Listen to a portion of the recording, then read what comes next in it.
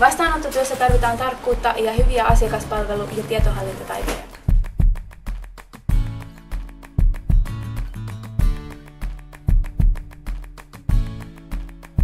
Työ lasten ja nuorten parissa on työtä tulevaisuutta varten.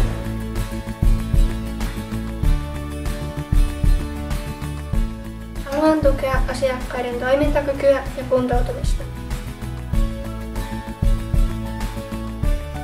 Haluan auttaa potilaita itsensä hoitamisessa ja tukea heidän terveyttään.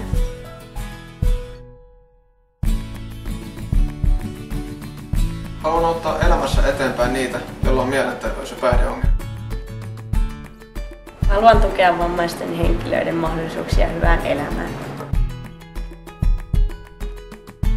Tahdon tehdä arvokasta työtä. Vanhuksista pitää pitää hyvää huolta.